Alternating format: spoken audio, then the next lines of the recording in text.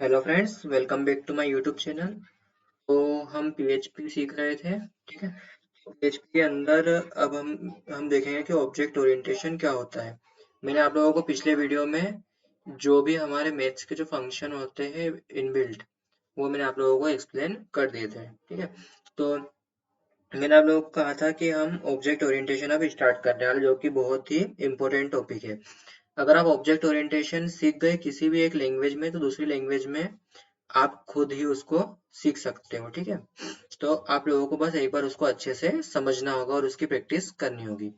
तो आज हम देखते हैं कि ऑब्जेक्ट ओरिएंटेशन इन पीएचपी, मतलब कि ऑब्जेक्ट ओरिएंटेशन पीएचपी के अंदर क्या होता है। ठीक है। तो हम सबसे पहले देखेंगे कि ऑब्जेक्ट ओरिएंटेशन क्या होता है, और ये ऑब्जेक्ट ओरिएंटेड लैंग्वेज और प्रोसीजरल लैंग्वेज क्या होती है, इसको ऐसा क्यों कहते हैं। तो मैंने कुछ मेन पॉइंट्स जो होते हैं वो निकाल के रखे हैं, लेकिन उसके अलावा भी आप लोगों को डिटेल में एक्सप्लेन करूंगा एक एक पॉइंट्स को। ठीक है। तो चलिए हम देखते हैं। ठीक है। तो ये है हमारा OOP stands for object oriented programming. तो ये तो आप लोग जानते होंगे कि OOP का फुल फॉर्म होता है ऑब्जेक्ट ओरिएंटेड प्रोग्रामिंग, जिसको हम शॉर्टकट में उप्स कंसेप्ट बोलते हैं, उप्स प्रोग्रामिंग बोलते हैं, लेकिन वो एक तरह से गलत भी नहीं है, लेकिन फिर भी हमको उसे ऑब्जेक्ट ओरिएंटेड प्रोग्रामिंग कहना चाहिए। ठीक है। तो ये तो हम इसका फुल फॉर्म हो गया कि OOP का फुल फॉर्म होता है ऑब्जेक्ट ओरिएंटेड प्रोग्रामिंग, मतलब कि जो ऑब्जेक्ट से ओरिएंटेड है। मतलब कोई क्लास क्रिएट करते हैं, उसका ऑब्जेक्ट हमको क्रिएट करना होता है, फिर उसी से हम आगे की प्रोसेस कर सकते हैं, तभी हम उसको एग्जीक्यूट करेंगे आगे। ठीक है। अब देखिए, procedural programming is about writing procedures और functions that perform operations on the data, while object oriented programming is about creating objects that contain both data and functions। तो ये जो मैंने डेफिनेशन ये जो निकाली है, ये मतलब थोड़ी टफ है, लेकिन आप लोगों को इसको याद रखने की जरूरत नहीं है। मैं जो आप लोगों को एक्सप्लेन करूंगा ना, वो आप ध्यान में रखिए और उसी तरह से एक्सप्लेन कीजिएगा। वो तो मैंने ये आप लोगों को जो है डेफिनेशंस ये इसलिए निकाल के दी है, ताकि आप लोग इसको पढ़ के थोड़े बहुत कुछ वर्डिंग है वो आप लोग आपके एक्सप्लेनेशन में इंसर्ट कर सकते हो। ठीक है। तो अब देखिए, इसको मैं आप लोगों को एक्सप्लेन करता हूँ। तो जो प्रोसीजरल प्रोग्राम, मैंने आप लोगों को बताया था कि प्रोसीजरल और ऑब्जेक्ट ओरिएंटेड दो प्रोग्रामिंग होती है। ठीक है। अच्छा, जो प्रोसीजरल प्रोग्रामिंग होती है वो हमारी C++ होती है। ठीक है। जो कि हमारी नेटिव लैंग्वेजेस है। तो इसको प्रोसीजरल क्यों कहते हैं, क्योंकि इसके अंदर जो डेटा होता है उसका हम डेटा टाइप लिखते हैं, और हम इसमें क्लास या ऑब्जेक्ट क्रिएट नहीं करते हैं। ठीक है। तो हमारी प्रोसीजरल लैंग्वेज होती है।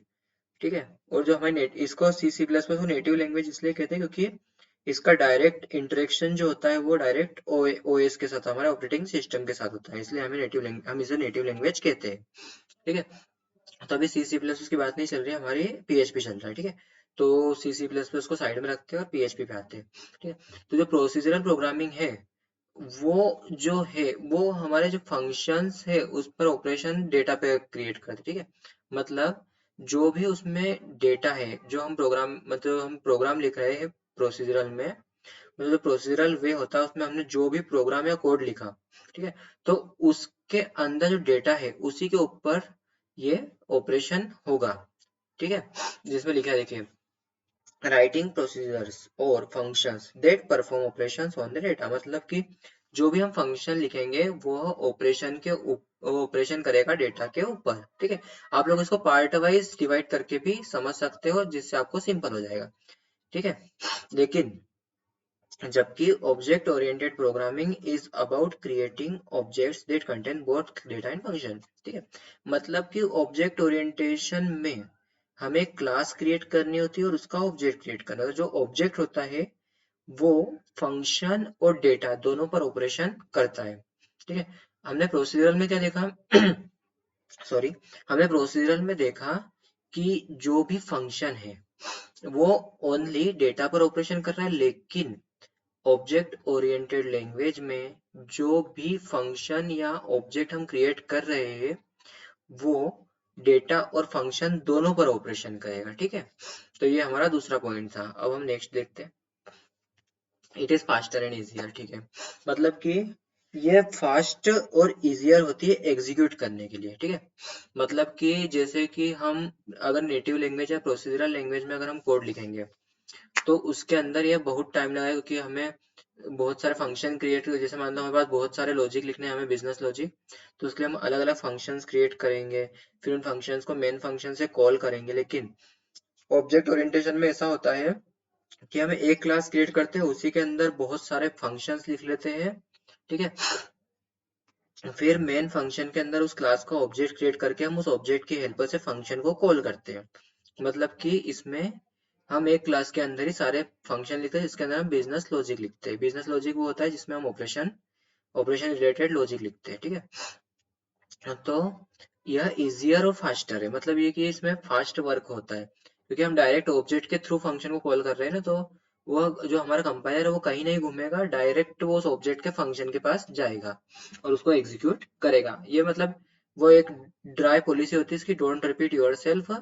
मीन्स अगर हम इसको प्रोसीजरल वे में लिखे तो हमें कुछ भी फंक्शन को अगर बार बार, मतलब हमें किसी वर्क को बार बार करना है तो हमें उस फंक्शन को बार बार कॉल करना होगा या फिर उसको बार बार एक्सेस करना होगा। लेकिन जो पीएचपी होता है वो ट्राई पॉलिसी का यूज करता है, मतलब डोंट रिपीट योरसेल्फ, मतलब कि खुद को वापस रिपीट नहीं करना, ठीक है। तो ट्राई पॉलिसी होती है डोंट रिपीट योरसेल्फ, ठीक है। ये देखिए, it provides a clear structure for the programs, ठीक है। तो सिंपल ये मतलब कि हमने क्लास क्रिएट की, उसका ऑब्जेक्ट क्रिएट किया, उसके अंदर से हमने फंक्शन को कॉल किया, डेटा को एक्सेस किया। तो मतलब कि क्लियर स्ट्रक्चर, मतलब इसमें हमें बिल्कुल सामने क्लियर दिख रहा है, और अगर हमने कोड लिखा और अगर हम किसी और को भी दे दें तो वो भी उसको आसानी से इजीली समझ सकता है कि भाई इसने कहाँ पर क्या लिखा है और कहाँ से किसको कॉल किया है, ठीक है। तो मतलब ये clear structure of the program होता है, ठीक है। इट कीप्स, हाँ देखिए इसमें ड्राई आ गया है। It keeps PHP code dry, don't repeat yourself and makes the code easier to maintain, modify and debug, ठीक है। देखिए मैंने आप लोगों को भी एक्सप्लेन किया कि ड्राई क्या होता है, मतलब डोंट रिपीट योरसेल्फ, ठीक है। मतलब खुद को बार बार रिपीट नहीं करना, मतलब एक बार लिख लिया है उसी का हम ऑब्जेक्ट क्रिएट करके वहां से हम उसको एक्सेस कर सकते हैं, बार बार उसको रिपीट करने की जरूरत नहीं है। No need to repeat, okay. And makes the code easier, मतलब कि कोड को बहुत ही सिंपल बना लेता है। मतलब उसको मेंटेन करने के लिए, मतलब कि जैसे कि आपने मान लो एक बहुत 1000-1200 लाइन का कोड लिख लिया, ठीक है। और आप लोगों को उसको अब कहीं पर कुछ मॉडिफाई करना है या मेंटेन करना है, मतलब कहीं, मतलब आप लोगों को चेंजेस करने, मतलब मॉडिफाई करना है, तो आप सबसे पहले जाएंगे मेन फंक्शन के अंदर। फिर मेन फंक्शन में आप देखोगे कि इसने किस, मतलब आपको जहां पर भी प्रॉब्लम आ रही है, जहां पर आपको मॉडिफाई करना है, वहां पर आप देखोगे कि उसने किसका ऑब्जेक्ट क्रिएट किया है और उसके अंदर किस फंक्शन या डेटा को कॉल किया है, ठीक है। तो फिर आप वहां से देखोगे, फिर उस ऑब्जेक्ट के थ्रू आप उस क्लास तक पहुंचोगे, फिर उस क्लास के अंदर आप फंक्शन तक पहुंचोगे, और फिर वहां पर आप आपका कस्टमाइजेशन या मॉडिफाई कर सकते हो, ठीक है। तो ये बहुत ही इजी होता है। लेकिन अगर आप यही काम प्रोसीजरल लैंग्वेज में करते तो उसमें बहुत ही डिफिकल्टीज होती है, क्योंकि उसमें बहुत सारे फंक्शंस और वो सब लिखे होते हैं, तो उसके अंदर आप लोगों को ढूंढने में बहुत कठिनाई आती है, ठीक है। और डिबग, डिबग का मतलब वही है कि अगर आपको कहीं एरर आ रहा है तो आप उसको आसानी से सॉल्व कर सकते हो, ठीक है। वही मतलब ऑब्जेक्ट के थ्रू क्लास में जाना है, क्लास में जाके आपको लॉजिक चेक करना होता है कहीं आपसे कोई मिस्टेक तो नहीं हुई है, ठीक है। Next, it creates full reusable application with less code and shorter development time, ठीक है भाई। मतलब कि यह जो होती है, ये एक ऐसी एप्लीकेशन क्रिएट करता है ऑब्जेक्ट ओरिएंटेशन में जो रीयूजेबल होती है विथ लेस कोड। मतलब कि हमें, अगर हमने एक क्लास लिख दी, उसके अंदर फंक्शंस लिख दिए, उसके अंदर लॉजिक लिख दिए, तो हमें इसको बार बार वही डोंट रिपीट योरसेल्फ, मतलब बार बार लिखने की जरूरत ही नहीं है।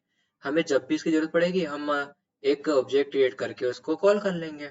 तो हमारा जो कोड होता है उसकी जो लेंथ होती है वो भी कम हो जाती है, हमें कोड कम लिखना होता है, और इसमें हमें टाइम भी बहुत कम लगता है। बार बार हमें लॉजिक नहीं लिखना होता, बार बार हमें फंक्शन क्रिएट नहीं करना होता, इसीलिए ये रियूजेबल एप्लीकेशन क्रिएट करता है, ठीक है। तो ये आप लोग समझ गए। और इसके अंदर ऑब्जेक्ट और क्लास, ये दो मेन चीज होती है, ठीक है। जो क्लास होती है ना, वो एक टेम्पलेट के जैसा होता है, जिसके अंदर हम फंक्शंस और जो कैरेक्टरिस्टिक्स होते हैं, प्रॉपर्टीज, कुछ भी आप कह सकते हैं, कैरेक्टरिस्टिक, प्रॉपर्टीज या वेरिएबल, लेकिन मेन तौर पर उसको हम कैरेक्टरिस्टिक्स या प्रॉपर्टीज कह सकते हैं। वेरिएबल क्योंकि फंक्शन के अंदर ही हम ले सकते हैं, जो कि लोकल ग्लोबल होते हैं, उनके स्कोप भी होते हैं, वो मैंने आप लोगों को पिछले एक दो वीडियो में एक्सप्लेन किया था।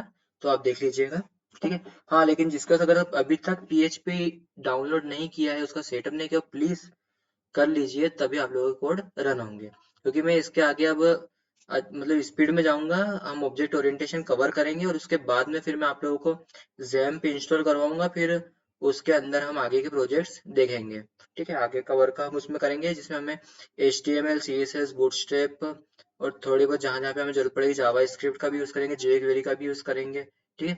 तो आप इस सब के लिए पहले से प्रिपेयर रहिए, मैं जो भी आप लोगों को सिखा रहा हूँ आप लोग अच्छे से उसकी प्रैक्टिस कीजिए, ठीक है। ऐसा ना हो कि आप केवल देखे जा रहे हो, घर पे प्रैक्टिस नहीं कर रहे हो, तो आप लोगों को उससे कुछ समझ में नहीं आएगा, ठीक है। इसलिए मेरे पैरेलली आप करते रहिए, ठीक है। तो हम कहाँ थे, जो क्लास होता है उसके अंदर हम प्रॉपर्टीज और फंक्शंस लिखते क्रिएट करते हैं, मतलब एक हमारा टेम्पलेट की तरह होता है। मतलब कि हम ये क्लास के अंदर हमारे पास ये प्रॉपर्टीज ये फंक्शन है, ठीक है। तो एक टेम्पलेट हो गया है। तो हाँ, और एक ऑब्जेक्ट होता है, तो ऑब्जेक्ट जो होता है वो एक इंस्टेंस होता है, इंस्टेंस मीन्स भी ऑब्जेक्ट ही होता है। मतलब कि क्लास जो होती है उसका ऑब्जेक्ट, मतलब कि क्लास के अंदर जो भी प्रॉपर्टीज और फंक्शन है उसको एक्सेस करना ऑब्जेक्ट का काम है, ठीक है। मतलब ऑब्जेक्ट उसको एक्सेस कर सकता है अगर वो पब्लिक हो तो, ठीक है। अभी पब्लिक प्राइवेट प्रोटेक्टेड जो होता है वो मैं आप लोगों को आगे एक्सप्लेन करूंगा, ये एक्सेस स्पेसिफायर होते हैं, ठीक है। तो हम आगे देखेंगे। अभी अब हम नॉर्मल देखते हैं, अब आगे नेक्स्ट क्या है। हाँ, ये देखिए classes. Classes and objects are the two main aspects of object oriented programming. मतलब जो क्लासेस एंड ऑब्जेक्ट्स है टू मेन, मतलब इनके बिना तो काम ही नहीं चलेगा। ऑब्जेक्ट ओरिएंटेशन में क्लासेस और ऑब्जेक्ट के बिना पत्ता तक नहीं हिलता। सॉरी, पत्ता का कोड नहीं हिलता ठीक है, क्योंकि अगर हम क्लास और ऑब्जेक्ट क्रिएट नहीं करेंगे तो फिर कैसे क्या वर्क होगा, ये बताइए ना। अब हम अगर हमने क्लास क्रिएट कर लिया, ऑब्जेक्ट ही क्रिएट नहीं करा, तो भाई क्लास क्रिएट करने का फायदा ही क्या है। हम एक्सेस क्या करेंगे, कहाँ से करेंगे एक्सेस हम। इसलिए क्लास क्रिएट करो तो ऑब्जेक्ट भी क्रिएट करना जरूरी है। और अगर ऑब्जेक्ट तो तभी क्रिएट करोगे जब क्लास क्रिएट करोगे, ठीक है। ओनली ऑब्जेक्ट क्रिएट करने का कोई मतलब ही नहीं है, किस चीज का ऑब्जेक्ट क्रिएट करोगे आप, ठीक है। तो ये नॉर्मल से मैंने आप लोगों को बात बताई कि क्लास और ऑब्जेक्ट हमेशा साथ में होते हैं, बिना क्लास और बिना ऑब्जेक्ट के कोई नहीं चलता। हाँ, एक काम हो सकता है कि अगर आप क्लास क्रिएट करो और ऑब्जेक्ट ना क्रिएट करो, लेकिन वो स्टैटिक वे में होगा, ठीक है। वो भी मैं आप लोगों को आगे बताऊंगा कि अगर आप स्टैटिक का यूज करोगे तो आपको ऑब्जेक्ट क्रिएट किए बिना भी आप उसको एक्सेस कर सकते हो, ठीक है। तो वो हम आगे की बातें बाद में देखेंगे, ठीक है। तो ये मैंने आप लोगों को बताया क्लास और ऑब्जेक्ट क्या होता है, इनका यूज कैसे होता है, और ऑब्जेक्ट ओरिएंटेशन क्या होता है। मैंने ये जो डेफिनेशन लिखी है इसको देखकर आप मतलब हैरान मत हो जाना कि इतनी बड़ी है डेफिनेशन, इसको मैं कैसे याद रखूंगा। आप लोग मैंने जो समझाया है ना वो ध्यान में रखिए, तो ये बिल्कुल आपको आसानी से याद हो जाएगा और इसको याद करने की वैसे जरूरत भी नहीं है। क्योंकि आप लोगों को इंटरव्यू में केवल आपको बोलना है, ना कि आपको एक एज इट इज डेफिनेशन लिखनी है, ठीक है। आप लोगों को केवल वहां पर उसको एक्सप्लेन करना है। तो आप लोग प्लीज ये डेफिनेशन मत देखिए, और अगर देखो तो समझ समझ के इसको याद कीजिए, ठीक है। और एग्जैक्टली ऐसी की ऐसी नहीं भी बोलोगे तो चलेगा, जैसा मैंने आप लोगों को एक्सप्लेन किया है वैसे ही आप एक्सप्लेन कर दीजिए, बहुत सिंपल है, ठीक है। तो हाँ, हो गया, ठीक है, आई थी। तो अब हम मिलते हैं नेक्स्ट वीडियो में, इसके आगे का कवर करेंगे उसके अंदर, ठीक है फ्रेंड्स। तो तब तक के लिए बाय बाय, थैंक यू।